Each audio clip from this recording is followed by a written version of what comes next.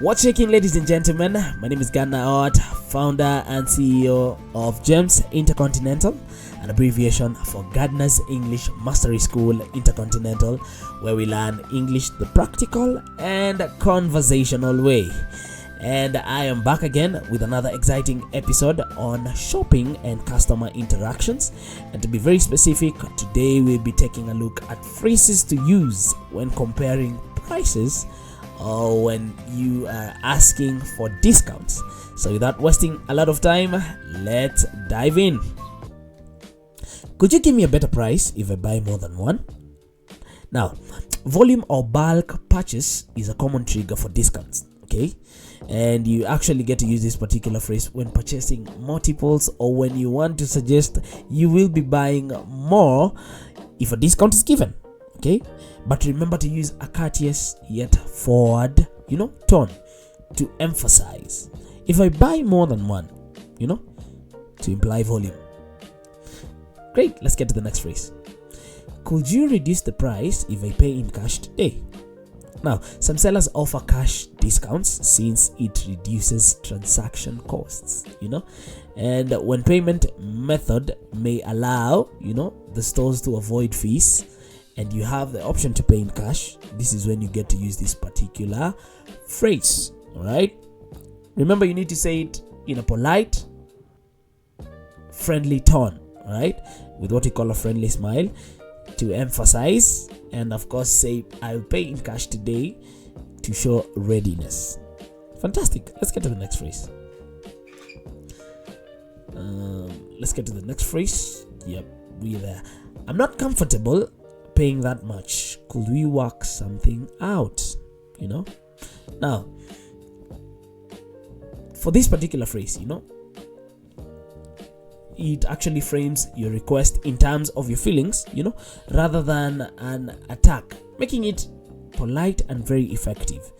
Now, you use this particular phrase if the asking price is beyond your budget or expectation and you wish to request a reduction. Okay, you need to request, or you wish to request for what we call reduction. Remember to use a gentle tone, and honest emotion. To show honest emotion, use the phrase I'm not comfortable to show personal, budget limit without blaming. All right, fantastic. Let's get to the next phrase. Is there any flexibility in the price of this item? Now, using the word flexibility indicates that you understand pricing may be fixed, but you're still asking, and you need to use this phrase when negotiating in a more formal retail or boutique setting. Now, you need to, use a relatively formal but friendly tone, to emphasize, and of course use any flexibility to keep it open-ended. Nice. Let's get to the next phrase. This is nicely priced, but I have seen a better offer elsewhere. How much can you come down to meet me?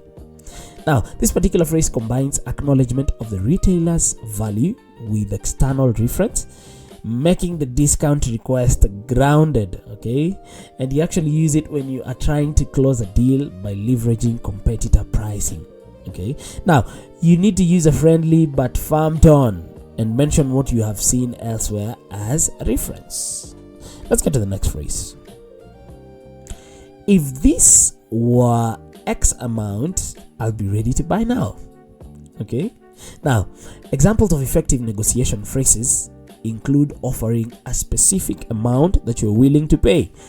Giving them your working budget, goes a long way in making sure that you have a good time whenever you're trying to compare prices, and of course ask for discount. Now, use this particular phrase when you are willing to commit immediately if price meets your target. Okay, and remember to sound assertive but polite, to show readiness to purchase if the price is adjusted. Now, if this were 10,000 shillings, I'll be ready to buy now. If this were 5,000 shillings, if this were, 100,000 shillings, I'll be ready to buy now. Okay, fantastic. Let's get to the next phrase. Is the listed price negotiable, or is that the fixed cost? Now, this particular phrase sets expectation about whether discount is possible. Okay, and you need to say it early in the negotiation when checking if the price is open. right? Make sure you use a polite, laid-back tone. Ask, is negotiable versus assuming, right? You need to use a polite, laid-back tone. Fantastic. Let's get to the next phrase. I've been a regular customer here. Is there any goodwill discount you can offer me today? Now, loyalty is valued by retailers, and many open discretionary discounts. Okay, and use this particular phrase when you are returning, or rather when you are a returning customer and want to leverage your loyalty for discount. And make sure that you use a warm, appreciative tone, and actually you can even get to mention your loyalty. I've been a regular customer here. Is there any goodwill discount you can offer me today? Great, let's get to the next phrase. Thank you for considering. If the price can't move, could you at least provide free shipping, extended warranty, or a bonus item? Okay, now use this particular phrase when direct discount is not possible. Okay, and actually requesting bonus value keeps the interaction positive and very productive. Okay, and you actually say it after the seller declines price reduction. Okay, but you still want to you want what we call added value. And remember, you need to use a respectful, appreciative tone to indicate what we call willingness, and of course to accept value if price is fixed. Great, let's get to the last phrase for this episode. Is what we call a motivational phrase, right? And remember, when you learn a language, you don't just learn to speak and write a new language, you also learn to be open-minded, liberal, tolerant, kind, and considerate towards all mankind.